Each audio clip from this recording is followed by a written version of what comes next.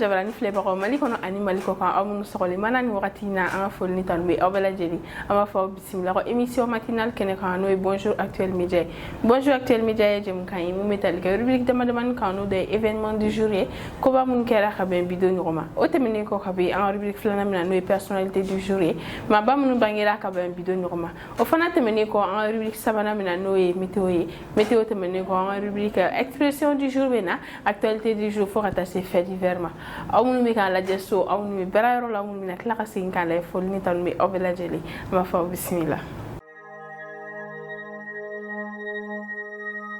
bi ye juma ye juin kalo tile 3 san 2022 foli ni tanu bɛ an kanubaga bɛɛ lajɛlen i n'a fɔ don taw la an b'a daminɛ n'an ka événement du jour ye koba minnu kɛra ka bɛn bi don ɲɔgɔn ma le 3 juin 1943 création du comité français de libération nationale Fransi comité de libération nationale créé ka bɛn bi don ɲɔgɔn ma n'o ye le 3 juin 1943 ye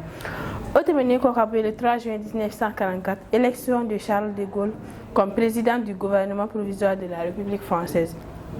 Charles de Gaulle ka élection kɛra min senfɛ a kɛra gouvernement provisoire de la République française président ye ɲɛmaa ye ka bɛn bi don ɲɔgɔn ma n'o ye le 3 juin 1944 o tɛmɛnen kɔ ka bɔ le 3 juin 1984 les forces armées indiennes lancent l'opération Blue Star contre les séparatistes du Khalistan. Inde maaw ka kɛlɛkɛcɛw n'o y'u ka finitigilakaw ye olu ye opération Blue Star lancée contre les séparatistes du Khalistan o kɛra ka bɛn bi don ɲɔgɔn ma n'o ye le 3 juin 1984 ye o fana tɛmɛnen kɔ ka bɔ yen nɔ le 3 juin 2014 Bachar el-Assad est réélu pour un troisième mandat consécutif à la tête de la République arabe syrienne. Bachar el-Assad ale réélu ka kɛ a ka troisième mandat n'o y'a ka mandat sabanan ye a réélu ka kɛ République arabe syrienne président ka bɛn bi don ɲɔgɔn ma n'o ye le 3 juin 2014 ye ayiwa an bɛ bi ta kuncɛni le 3 juin 2019 ye la juriste Brigitte Bierlein est nommée chancelière en Autriche. Brigitte Bierlein ale kun ye juriste ye ale kɛra Autriche chancelière ye ka bɛn bi don ɲɔgɔn ma n'o ye le 3 juin 2019 ye ni tun ye bi événement du jour ye ko lase aw ma aw kan bɛ sɔnni. ESGE, École supérieure de gestion spécialisée dans la formation des métiers de la comptabilité et de la gestion d'entreprise. Événement du jour tɛmɛnen kɔ ni an selen an ka rubrique filanan ma n'o ye personnalité du jour ye maaba minnu bangera ka bɛn bi don ɲɔgɔn ma an bɛ o daminɛ ni Jean Buyise ye Jean ye acteur français ale bangera le 3 juin 1929 ale tɛmɛnen kɔ ka bɔ yen nɔ Raúl Castro ale ye homme d'état cubain il a été fondateur du régime castriste avec son frère aîné Fidel Castro. Raoul bangera le 3 juin 1931. Raoul tɛmɛnen kɔ ka bɔ yen nɔ Lisette Gervais ale ye animatrice de radio et de télévision et administratrice québécoise. Lisette bangera le 3 juin 1932. Lisette tɛmɛnen kɔ ka bɔ yen nɔ an da bɛ taa se Billy Powell ma ale ye musicien américain du groupe Leonard ale bangera Bill bangera le 3 juin 1952. Billy tɛmɛnen kɔ ka bɔ yen nɔ an da bɛ taa se Kelly Jones ma ale ye chanteur britannique du groupe Stereophonique ye Kelly fana bangera le 3 juin 1974. o tɛmɛnen kɔ ka bɔ yen nɔ Papis Cissé n'ale ye footballeur sénégalais Papis bangera le 3 juin 1985. Ni Papis bɔra yen nɔ an bɛ bi ta kuncɛ ni Louis Partridge ale ye acteur britannique ye Louis Partridge bangera le 3 juin 2003.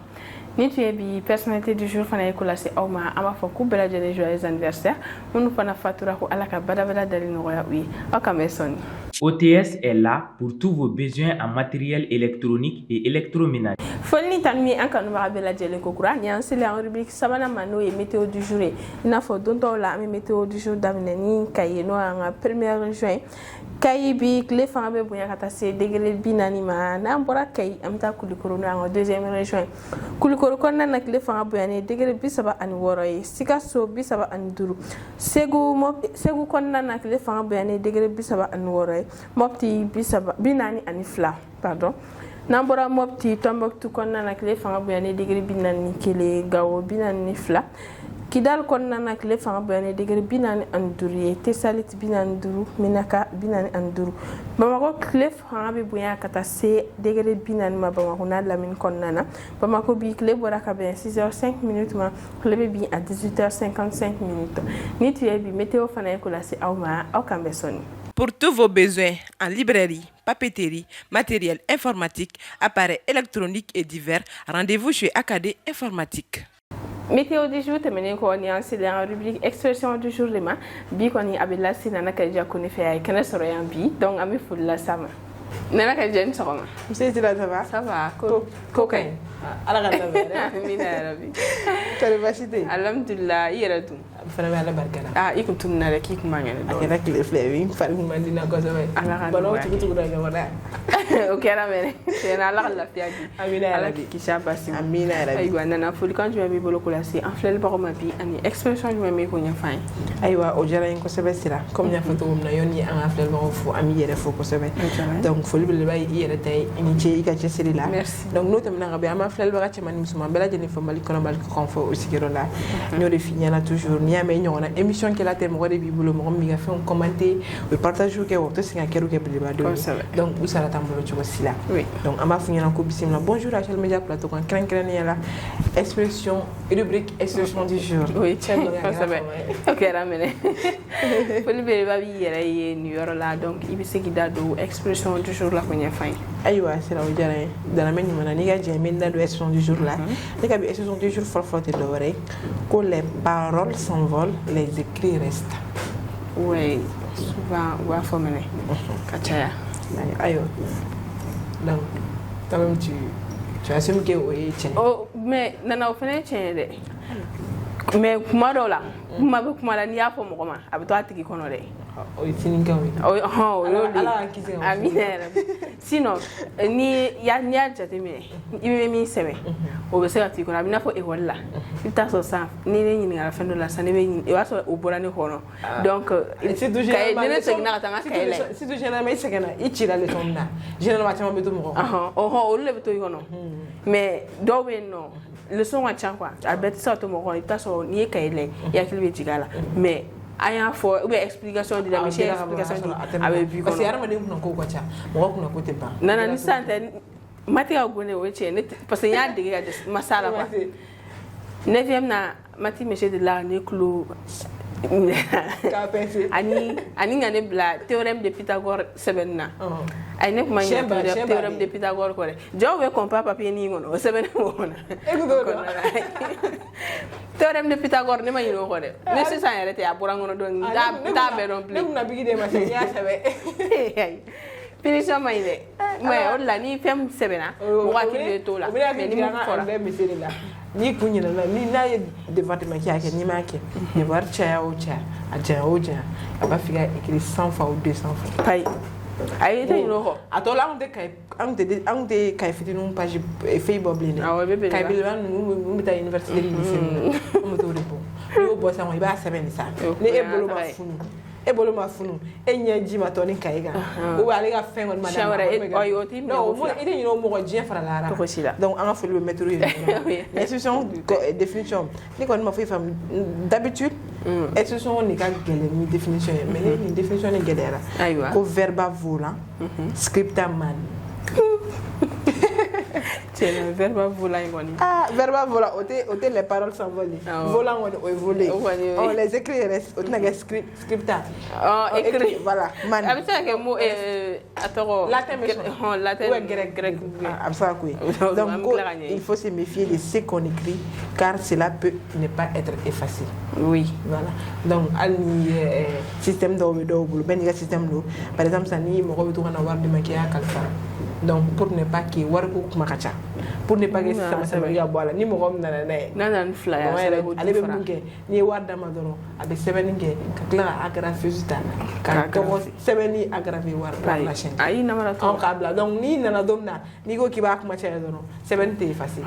donc bigi de ni ki no sera facile comme la ki no be facile mais bigi ko no te facile donc ama fa fle lo yo ko ku janto sebeni na ko sebeni ganda fa ka bu ko chame donc no te na ga am si expression franama o de ko ne pas se bousculer au portillon. Ne pas se bousculer au portillon. Au portillon. Ah, au portillon. Allez, je mets. Allez, tu dois aller, qu'on n'est pas se presser. Au cogné. Bousculer, on est. Bousculer, on est. Oui, quand on est. Donc, ni bousculer, il faut presser, bien, on est. On n'est pas se presser, ne pas être enthousiaste. Prendre son temps. Ouais, c'est bien. Ah, prendre son temps. Pressé ko dugu nan sa dugu cɛ. To wu mana ko plus pressé que la musique. Ah, Ko danse très mal, ouais. Donc il faut suivre le rythme de la musique pour mieux danser. Donc au corps de doré ko ikane pressé ko Europe de ko ala tay na fora khabina bina. Donc ni pressé ra. Ni tra sala dugu cɛ woni. Oh, il veut que la sala club na ma so fa do dara. Oui, tiens. Donc ama fa frère lo ko pressé li ba ko nafa batala. Mo do la fa ni kan i pressé ko do la parce que ko do suma ni mai. Oui, tiens. Wara so ko kalama. Okadi. Donc ama fa frère lo ko ni me danser ni exception na bamana français là ko amantila télé ta bamana ngana ne ga bi bamana nga folo to do ko ni munyu horon kolom buka saka aba fina ko kasata la aba fi ko kasata la ani mu ya buka saka ka ko ko kasata la quoi oh abi ka ko ko kasata aywa angana mu yoga aywa ko ni parce que mura ni na ke ni bokon ci la kon kasa kon ni e makuma ale makuma aga kono ko ka kasa ma se nuna o che sina ran mu akasa anu ma kasa ale woro ko ale parce que abona le donc ale woro ko numa ale numa kasa parce que woro ka e ko roke mais du fait que e makuma aga ale kono ko e mame ou bien i aussi no fait wala la ko be kasa tala donc oro kono ko ni ça veut dire que do be arama de do be lui wa ko ke ni makuma ko kona ka fo ko be ga munke so islanu nye ou bien ko islanu nye wa munke ko jugute donc nous e ko munke na manye do be baro ko bochi kon may ni be baro bochi may jamala o che ratu ko ni kele no bashi c'est honte avec ça bana era bay gono mo ni mana ko abi bara ba mo gono donc ni kele no bashi te mais ni mo ko kondo amano donc ka fogo take o yoro la ibe se ha ga to ni mo ko fe mano ala kana khere ala la sa la kisi amale khabu ala kisi ala fula do amala khabu awo ngawto wazana do fore Musa ba. Anthony. Musa ba. Ibe se ga foke ko duguteo. Kafa. Kuma duguteo. Kuma dugulelo. Kuma dugute. Donc ama fa fa lo ko atatura kili ko ukoro oflana o te dore ko chekoro ba kulu kabu wa anyeka di. Ouais. Chekoro ba kulu kabu wa anyeka di. Chekoro ba be kuma be me wa be fe. Abe jati mineke. Oui, ma koro ga bara ni ma koro baro yere u sigire no uti kuma ube ibe fen fitin ke abe kinyana ko jugute ube uma ba kala be kla ko fese ye surtout munu yere be sigi so mara fe ga radio blog kere fe e bolo ko buga information na me radio la mela nto tan nga se fe me ke o ba be fe me ke les petits détails on va mettre en compte ani kuma munu me foi ko no ko buga radio la me abe kuma o me donc c'est comme si emane bo cloni dem tenu nga ko ni on sait donc ama fa fe lo yena ko go janto makoro wala o ay ne madani enregistrement to bulo sokono amuna bisa ado yera be bo ibe kuma ko me wa me aya o ma ko te fraro parce que fraro ko ni bora ni ko am fare ko be na yo ou bien mi to e ko be ou bien bi to ajina m son shi di tonne no klo kono aya o bien comme avec technologie avec 20 évoluera a photo ko ame système évoluera génération 21 ouais j'ai donc comme oui on m'a connu airport de la téléphone là moi même mon faut que sur ça c'est entre parenthèses donc ama fan frère baro nyana ko ni médecine abi 70 jours là ko yon nga bop plateau bi vendredi kala nga juma o cha ala batu kelu bela jele mine ala la ñu bela jele sabati amin ya rabbi ala ma fa na ko u kambe mardi to na la haje merci beaucoup donc folie be ba bien ama fa la ikambe mardi na la haje ala sona.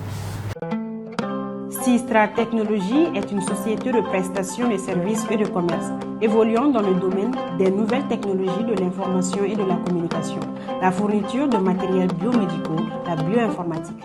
Nana Khadija Koune temene ko kabuino en rubrique actualité du jour et la si Fatoumata Dramé fait Fatoumata Dramé quel est son travail pour la safana Fatoumata Dramé ni soma c'est Sreni soma ça va ko to ko be giji alhamdulillah je merci o bi lewya demain lewye ok pour le gars du même boulot relation flel baroma ani bi actualité betalike muni muka ego jara ko semestre ni ga jey Quand il y a actualité la simple quand on fait voir bela jele fo il reste dans des fo dimina ni courage il chesi o jara yin ko o tebe ko fega boy manga et technicien warana ana ma le fo ateta yin manga ateka be tanto na ma fait voir bela jele fo o jara maliko nani maliko kan lu mu sokoni to na de ne mi so fene biso parce que lu fene andare mala mo amul mo fene ban su donc fu tanu bela jele o tien fo libe babi yere o yoro la donc amba fo ni bi seki dadu actualité du jour la ko la sama ok sera o jara en ko se ni ga jeme do actualité de manen nakala sien frère bongo bela jelema famille sera ay wa journal ñu ka casse bleu ay wa ayira la ka fo ko o fagara ani ni mo saba mo saba jogina mais casse bleu ni fatura mun jogina me do rek ala ka kenya di uma donc oni mo de o la sera oni mo de fem ayira la ka fo ka kera e mercredi do no ñu kuna chini convoi mo ko mi ka ta Kidal plus précisément Kidal be mali koroyan fan fem donc ame do de ke sa ala ka barabara dali no ya e bama to ay mun yere jogina ala ka kenya du bela jelema ya rabbi ala ko do donc sera o menen ko fega be men do koro gele ala immobilité ate marché e na le témoin de marché na le témoin de marché na le kon te mega fene magote ça parce que elle était négocié donc sera do wara e essentiel carburant ko gele no ko sebe an yere bulugo mal doron do ayira la ka fo mal krefe du bela jelelu kadam ne Sénégal la Guinée faut table Côte d'Ivoire l'essentiel d'agela no ko sebe awo ko la Guinée mu yere an de ni gasoil ko ama même olu fana ka essence prix gele ali ba ko sebe essence prix gele no ko 1800 awo anuma sabali no kun kara yayi ne yara kun lawa mi ngamoto njox sira ko gele no de fami essence ale gele no ko sebe la Guinée kala kan essence prix bita 12000 francs franc guinéen attention franc guinéen donc on le convertit les méta 860 francs donc au français fala donc on a fait 12000 wana mako kamana wana mako panige ko sebe franc guinéen donc o tene ko fega boin sira famille Côte d'Ivoire ko sa doni et Côte d'Ivoire est tabé 735 francs au wakati kele na luka gazole be 615 francs famille Dakar ka yo tabé 775 francs donc au serait sans ko gelen no possible chendo donc on dien bel gelen no dube be i playni et dien gelen donc ame do le ke sala ka wakati ala ka tima bela jelen ka donc ka fo singali kala o nyana bul fe singala o nyana ame wakati mina ko sa wakati ka gelane ko sebe ni ye mo bol feta ni ma essence gala wala be ake soro man no ti ma essence sege me bela jelle la gazol ti ka ne ra ko to kuma essence gola nga bibi na alli ko kibita ni kitoro ndala kana ne ba fo tien la essence ka gelane ayo répercussion yang mo ro la te do be lu ko mo to ko soro me sano ni magara la don ko ke essence kala essence ka kala essence da ka gelo wala ame do be ke sa ala ka essence ko ala ka no wa so ne ga mo bi joli fle ale gazol li me fa ka ile ma ke essence wala sa ka lafiya to ko la d'accord ala ka no wa donc c'est là où tu menen ko fega bien bita kunja ni burandier femi ay wa bana do bolu no 600 sira bana me e baron ne mine international yame pour valer du rif oui valer du rif ay allez aba anglais la donne quoi ça que ya fora kan donc o bana me ay wa e baron ne mine abe kabini 1910 nona akumbora 2000 fana akumbora me akla ka tun donc a ka folo yera bagan folo na kra burendi donc bana mun abe se ka yelema e bura ramadan refe bura ramadan be se gita solala abe se ka ale de be se ka be ka fièvre hémorragique e fuma fièvre hémorragique de Crimée Congo na les FHCC le be se ka sababuye ka yelema mo fe me mo ta be ke manifester tentouria donc baron wani ame do ke sa uluku kwa fere ke kwa baron wala se ka publika buwaje ukuti wanje mana kono ku fura ke nyana ma mana sna be ka coronavirus ni kona ay ame do ke al baran yere ala ku bela jelen kisi parce que ni baran banana mayne ay sra na ngi mo juke so wolo so wolo de et mo fo ni bore bana yere mi sisa ni bado e kameni baran se la na dugu were la wonna tayel ma mo fe ko wa yoro datu sira wa yoro datu ko vedere wa baran wu furake ayna wa sukuma du ni wakati na so ko wa nuga baran furake ra am sura gu dana nga jamana kono tukun ayna mana nga jamana kono absaka be jamana do servi wala saxam e ma coronavirus ci jessa to ya abu sa wora ni kon ni la chin ya ka dayele da bara bulbul la mais ayiwa chinois bɛ nin sɔrɔ yan donc k'u wa datugu entre parenthèses an dɔw kɛ sa ala ka coronavirus ala k'olu bɛɛ ban ala ka diɲɛ bana amina yɛrɛ gɛlɛya b'an kan bana b'an kan pour le moment yɛrɛ ko a fura yɛrɛ ma sɔrɔ fura min bɛ se ka ban anw fɛ komi k'a kelen ɲɛna ko bɛ se k'u isoler ko fɛɛrɛ k'o la n'ala sɔnna d'accord faamuyali sɔrɔ olu fana komi Afrique ɲan Afrique yɛrɛ ni bagan banana dɔrɔn bɛɛ b'a dɔn k'o laban ye barama ye recyclage bɛ mais a laban ye barama ye mais bana sugu dɔ bɛ yen n'u y'a ye ko bagan bɛna sa de fɛn dɔ kɛra la a ma supporter a bɛna sa donc u b'a fɔ k'u b'a faga yan'a ka kɛ jufa ye mais i b'a dɔn bana juguman bɛ bagan na a man ɲi a bɛ yɛlɛma de o sogo tɛ dun o den kelen ni sogo dun tila ɲininkali kɛ ko saga o sogo bɛ fɛnkɛ muso la a bɛ kɛ cɛngɛ cɛ la mɔgɔ tɛ ɲininkali ko la n'o ye min k'i la i m'o san bagan banabaatɔ kɔni o sogo dun ayiwa an t'o fɛ ayiwa donc sira ni ne tun ye kibaruya damadɔni ka lase an filɛbagaw bɛɛ lajɛlen ma sani n ka bɔ kuma kɔnɔ bi ye juma ye ala ka jumaw caya ala ka bato minɛ ala ka sɔn ɲɔgɔn an bɛɛ lajɛlen sera amina yarabi ayiwa i ka burukusi ɲɛna merci beaucoup diyara n yɛrɛ ka sɔrɔ e ma daba kama awɔ a ka mɛ mardi don n'ala ka jɛ ɲɔgɔn sɔrɔ yan merci beaucoup k'an bɛn o la mardi don n'ala sɔnna ma ESGE, École supérieure de gestion spécialisée dans la formation des métiers de la comptabilité et de la gestion d'entreprise. Ni y'an selen an ka rubrique laban na n'o ye fait divers ye fait divers bɛ lase Aminata Y Kulibali de fɛ a fana ye kɛnɛ sɔrɔ ka ban an bɛ foli las'a ma Aminata ni sɔgɔma nse sira somɔgɔw baasi tɛ yen alhamdulillah tabarikala bien folikan jumɛn b'i bolo ko lase an filɛlibagaw ma bi ani bi fait divers bɛ tali kɛ mun ni mun kan sira foli ni tanuni bɛ an filɛlibaga cɛ n'a muso denmisɛnnin maakɔrɔba ye sira foli belebeleba ye yɛrɛ ta ye sɔgɔmada in na merci beaucoup bi babu min bɛ ne bolo sira o de bɛ tali kɛ muso kɛlɛ la ni an caman b'o dɔn bi ani n'o ɲɔɲɛnen don bi kosɛbɛ sira an ka jamana kɔnɔ an b'a ye k'a fɔ ko musomisɛnnin caman bɛ yen nɔ parce que a ka ca musomisɛnnin kuntari sisan musomisɛnnin caman bɛ yen nɔ o bɛ kɔnɔ ta o bɛ dɔw bɛ suivi k'a ɲɛma mais dɔw bɛ yen nɔ olu tɛ suivi kɛ mais u bɛ taga se jigiyɔrɔ ma a ka gɛlɛ muso ni den ka segin ka na so soit den kelen bɛ segin soit ba bɛ segin ka den to o cayalen don bi kosɛbɛ n yɛrɛ kɔni t'a dɔn mun kelen bɛ a cause mais kuma caman fɔlen don ni docteurw ɲininkala olu b'a fɔ ko musow de t'u ka suivi kɛ ka ɲɛ et pourtant musow dun b'a fɔ k'u bɛ taa suivi kɛ olu docteurw de tɛ sɛgɛsɛgɛliw kɛ ka ɲɛ wa musow de t'a matarafa wa la question reste posée mais quand même an bɛ jamana ɲɛmɔgɔ interpeller nin yɔrɔ la u ka ko sugu bɛɛ kɛ u ka se ka a essayer ka dɔ bɔ nin ko in na parce que a ka gɛlɛn o ma kɔnɔbara tali yɛrɛ ma nɔgɔ jan o ta la fo ka se o kɔgɔli ma e ka tila ka jigin den kelen ka na ou bien ba kelen ka na a kuma ka ca a ka jugu cɛ ma cogoya min na a ka jugu den yɛrɛ mansaw ma ten tɔ denmuso yɛrɛ mansaw ma ten cogoya la parce que a ma nɔgɔ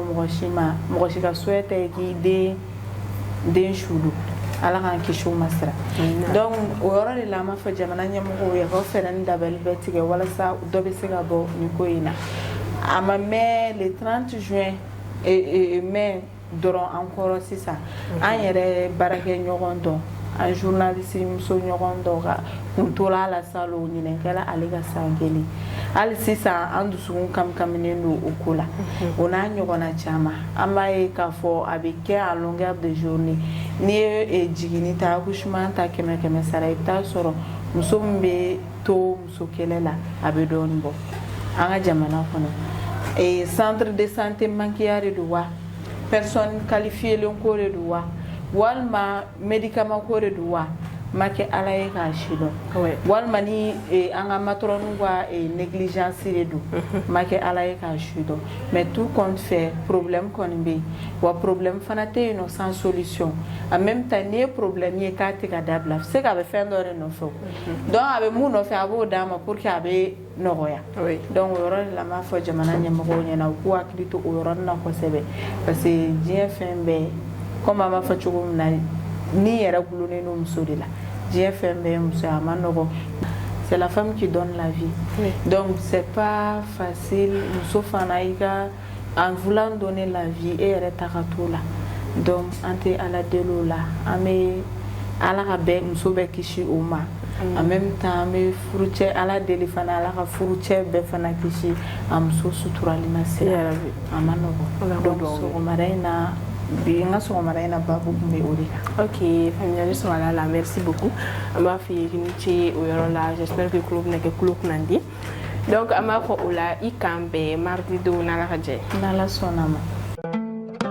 Sistra Technologies est une société de prestation de services et de commerce évoluant dans le domaine des nouvelles technologies de l'information et de la communication, la fourniture de matériels biomédicaux, la bioinformatique.